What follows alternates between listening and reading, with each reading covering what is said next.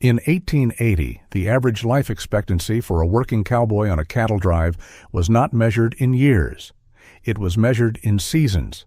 1 in 6 drovers who left Texas on the Chisholm Trail did not return, killed not by outlaws or gunfights, but by river crossings, stampedes, lightning, and infections that a competent doctor might have treated in 20 minutes. This is a video about what your first 24 hours in the 1800s Old West would actually look like. Not the version from the paintings or the paperback novels, but the version that tasted of brackish water and hardtack, where the nearest physician was 4 days' ride away, and where the romanticized phrase, frontier freedom, translated in practice to dying alone in the grass with nobody coming. You have just arrived in the American West. And the first thing you need to understand is that almost nobody who came here did so by choice in any meaningful sense of the word. The gunslinger myth, the lone, capable man riding freely into open country, accounts for a fraction of 1% of the people who actually moved west between 1840 and 1890. The overwhelming majority were failed farmers from Ohio and Indiana, bankrupt shopkeepers from St. Louis, Irish and German immigrants who had run out of options on the eastern seaboard, and families who had heard a specific promise about free land and decided that any gamble was better than the one they were already losing. You are probably one of them. Nobody romantic sent you here. Desperation did. Getting here was its own category of punishment. The Oregon Trail, the most traveled overland route west, and stretched approximately 2,000 miles from Independence, Missouri to the Willamette Valley. Francis Parkman, the historian who traveled part of it in 1846, described the journey as an education in human suffering delivered at walking pace. The average crossing took 4 to 6 months, and a wagon train that left in late spring was racing against the first mountain snows of October, with the Donner Party's fate as the most famous illustration of what losing that race looked like. Between 1840 and 1860, historians estimate that between 20,000 and 30,000 emigrants died on the trail, roughly 1 grave for every 80 yards of the route. They died of cholera primarily, which could kill a healthy adult in under 24 hours, but also of drowning at river crossings, of crushing injuries from wagon accidents, of simple infections that went septic in 3 days with no treatment available. The trails were not a journey, they were a gauntlet with an optimistic name. Now you are here, and the landscape itself is the first thing that kills the fantasy. Hollywood gave you Monument Valley, red sandstone monuments rising from a dramatic horizon, golden light, clean air. What you are actually standing in depends on where exactly the West has deposited you, and none of the options look like the films. If you are in the Kansas Territory, you're on a flat, treeless grassland that extends in every direction far enough to make you question your own sanity. If you are in the desert Southwest, you are in a landscape that averages under 10 inches of rainfall per year, where the daytime temperature in summer exceeds 110 degrees Fahrenheit and the ground holds heat long after dark. If you are in the mining camps of Colorado or Nevada, you are in a mud-soaked, smoke-choked settlement of canvas tents and rough timber that smells permanently of mule, unwashed men, and latrine trenches dug too close to the water supply. There is no golden light, there is dust, and there is the wind that carries it into everything you own. The population around you does not resemble the one from the films either. The iconic cowboy of American mythology, white, Anglo-Saxon, taciturn, armed, was one demographic among many, and not the majority. An estimated 1 in 3 cowboys working the cattle drives of the 1860s and 1870s were black men, many of them formerly enslaved. You who found the trail offered wages and a degree of rough equality that the post-war South refused to provide. Mexican vaqueros had invented the trade generations before any Anglo-cowboy climbed into a saddle, and the techniques, equipment, and vocabulary of cattle work, lasso, rodeo, chaps, the entire material culture of the cowboy, were borrowed wholesale from them. The West was multiracial, multilingual, and considerably more complicated than the story it later told about itself. Nat Love, one of the most celebrated cowboys of the era, was a formerly enslaved man from Tennessee who worked the cattle trails of the Southwest and left a memoir about what the work demanded. What unites everyone around you, regardless of background, is a single shared condition. You're all dangerously far from anything resembling reliable infrastructure. The nearest telegraph office might be 40 miles away. The nearest physician, if there is one, trained for perhaps 2 years at a medical school that did not require a college degree for admission and did not yet teach germ theory as settled science. The nearest bank, if you need one, operates out of a wooden building with a lock that any determined man with a crowbar can defeat in under 3 minutes. You are, in the most literal sense, on your own. The frontier did not offer freedom so much as it offered the freedom to solve problems that civilization had not yet arrived to solve for you. Roughly 1/3 of all homestead claims filed under the Homestead Act of 1862 were eventually abandoned. The land was free. Everything else cost everything you had. And then there is the matter of what you will eat today. The romantic image of the frontier meal, a hunter's campfire, fresh game, coffee under the stars, collides almost immediately with the documented reality. If you are a homesteader, your diet in the first years consists primarily of cornmeal, salt pork, and whatever you can grow in soil that may or may not be arable and that you have not yet had a full season to test.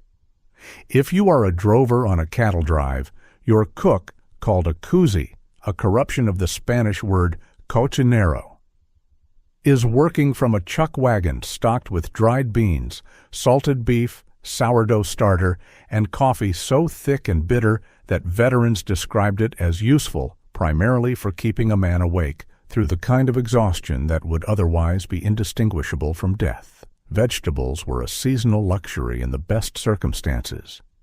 Fresh fruit was something you thought about in the same way you thought about a comfortable bed or a door with a lock, as a feature of a life you used to have. Now, if you think the food sounds bad, we need to discuss the water, because the water is trying to kill you in ways the food is merely suggesting.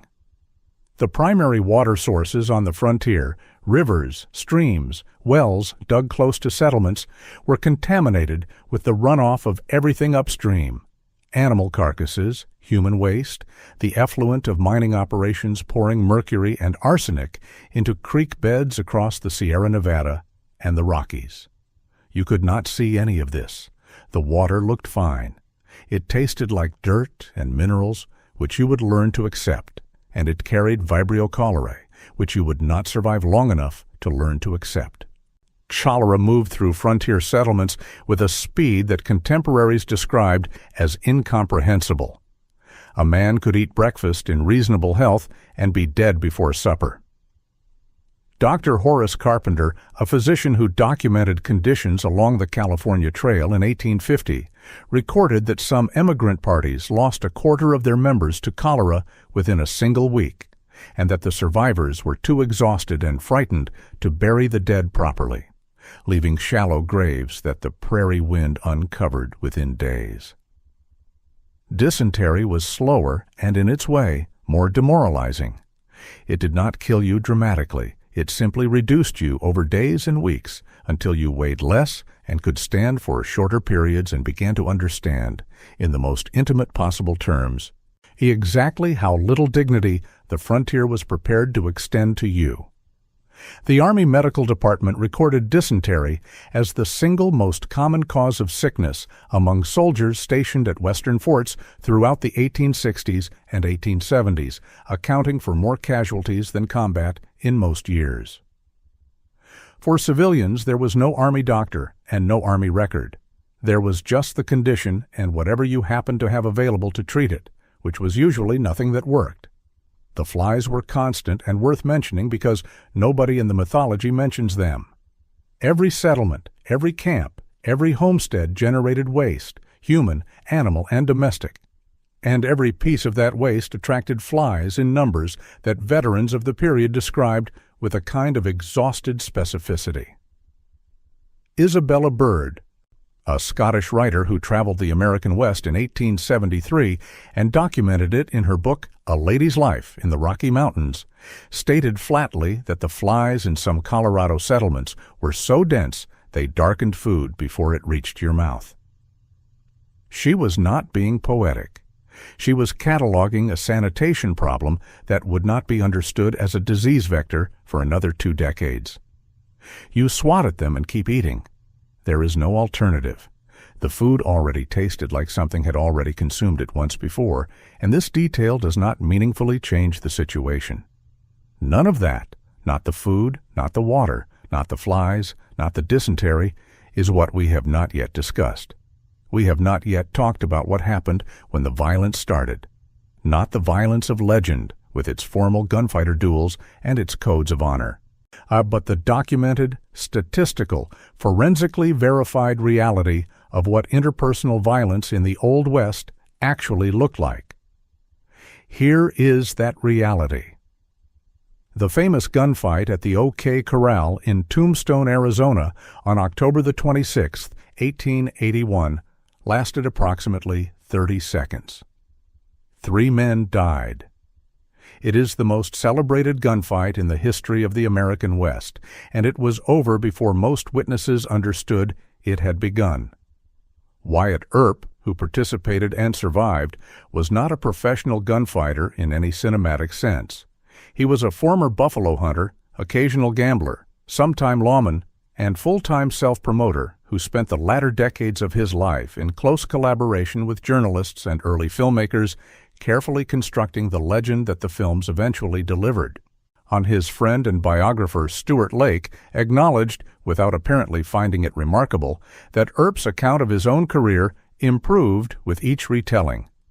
The broader statistics collapse the mythology more thoroughly than any individual story. Robert Dykstra, a historian who spent years analyzing municipal records in the 5 major Kansas cattle towns, Abilene, Ellsworth, Wichita, Dodge City, and Caldwell, found that between 1870 and 1885, those 5 towns recorded a combined total of 45 homicides. 45. Across 5 towns, over 15 years. The deadliest single year in Dodge City, the most violent of the 5, produced 5 killings. For context, Dodge City in its most lethal year was statistically safer than numerous modern American cities. Should the frontier that killed men by the dozen in every frame of every Western you have ever seen, killed on average 3 people per town per year. What actually killed people was not the gunfight. It was the wound that followed. A bullet entering the abdominal cavity in 1880 carried a survival probability that the available medicine could do almost nothing to improve. Dr. George Miller Sternberg, one of the Army's leading surgeons in the post-Civil War period, documented the standard treatment for a gunshot wound to the abdomen as follows: remove accessible fragments, clean the wound with carbolic acid if available, pack it, and wait. Germ theory was published. It was not yet practiced consistently in frontier medicine. Infections that a modern emergency room resolves in 48 hours with a standard antibiotic course killed healthy men in their 20s in 4 to 7 days of progressive fever and systemic sepsis. You did not die from the bullet. You died from what the bullet introduced into your body, and there was nothing in the frontier's medical inventory that could stop it once it started. The official term for what happened to men who could not continue, who shook without cause, wept without warning, or simply stopped functioning in the particular way the frontier required, was not recognized as a medical condition for most of the period in question. You were called, played out. That phrase appears in period accounts, in newspaper dispatches, and in the letters of ranch foremen explaining why they had released a hand who could no longer be relied upon. Played out. As though a human being were a mining claim that had yielded everything worth extracting and could now be abandoned without further consideration. The frontier had a genius for language that concealed what it was actually doing to people. What it was doing was considerable. The psychological cost of frontier life rarely appears in the mythology because the mythology was constructed by the survivors and the promoters, not by the casualties. But the casualty list was long. Homestead women isolated on claims sometimes 20 miles from the nearest neighbor, developed what frontier physicians called prairie madness, a term that covered everything from severe depression to psychotic breaks, at rates that alarmed the few doctors who tried to document it. Lillian Schlissel, a historian who spent years analyzing the diaries of women who crossed the plains, found that accounts of breakdown, despair, and what we would now recognize as post-traumatic stress appeared consistently across dozens of independent records from women who had never met each other and had no common vocabulary for what they were experiencing. They found their own words. Most of those words meant the same thing. This is more than a person was built to carry. The men were not immune. Veterans of the cattle drives described a condition that drovers called the long look, a vacancy that settled into the eyes of men who had worked the trails for 3 or more consecutive seasons, a dissociation that their colleagues recognized and quietly worked around because there was no treatment for it and no language that made it safe to discuss. You simply noticed that a man had the long look, and you knew he had been out here too long, and that information was not useful to either of you, so you said nothing and moved on. Now let me pull back and show you the ledger in full, because the ledger is what the mythology was specifically designed to prevent you from reading. Between 1862 and 1900, the federal government issued homestead claims on approximately 270 million acres of western land under the Homestead Act and related legislation. Of the claims filed, historians estimate that fewer than half were ever successfully proven up, meaning the claimant completed the required 5 years of residence and improvement and received legal title. The rest were abandoned. Families who had sold everything to come here, who had spent their savings on the journey and their first year's supplies, who had broken their health on the work, they simply surrendered the claim and dissolved back into an economy that had no particular place for them. The land was free. The cost of failing to hold it was not. Total deaths from all causes on the overland trails between 1840 and 1870 are estimated between 20,000 and 30,000. The cattle drives that ran from Texas to the Kansas railheads between 1866 and 1886 moved an estimated 10 million cattle north and killed drovers at a rate the industry tracked carefully in terms of livestock lost, and not at all in terms of men lost, because men were cheaper and easier to replace than cattle, and the industry operated accordingly. And then there is the question of where the story you believed came from, because that story had authors and they had motives. The dime novel industry began producing Western fiction in earnest in the 1860s with Ned Buntline, a writer whose actual name was Edward Zane Carroll Judson, publishing the first Buffalo Bill story in 1869 and transforming William Cody from a reasonably competent frontier scout into a figure of operatic heroism before Cody was 30 years old.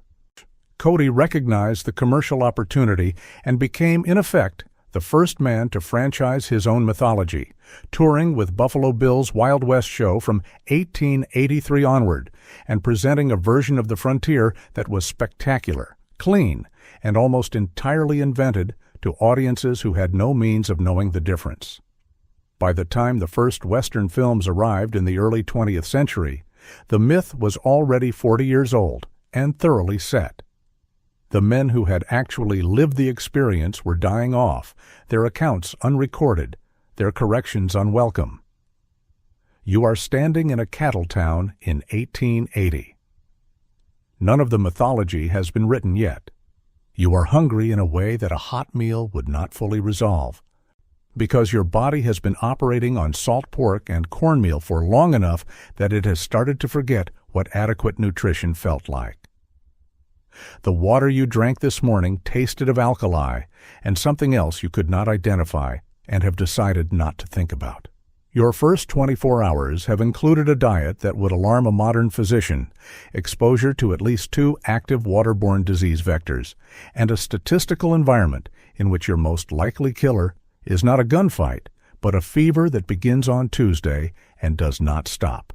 The sun is going down over a landscape that does not care about your ambitions. The wind is picking up. Whatever you came here for, land, a second chance, the particular American promise that something better was always available one territory further west, is still somewhere ahead of you. On past the next winter, past the next failed crop, past the next claim that turns out to be unworkable. The frontier did not have an exit strategy. It had played out men and abandoned claims and unmarked graves, and you were already the next one in line.